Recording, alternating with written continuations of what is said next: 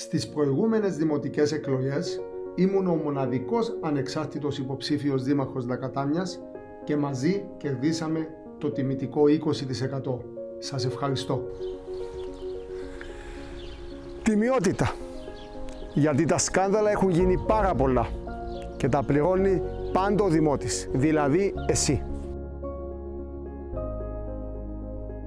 Διαφάνεια. Διότι δικαιούσε να γνωρίζεις και μαζί μου θα γνωρίζεις όλα όσα σε αφορούν. Χρηστή διοίκηση. Ήρθε η ώρα να εφαρμοστεί και στη Λακατάμια. Τιμιότητα, διαφάνεια, χρηστή διοίκηση. Τολμήστε!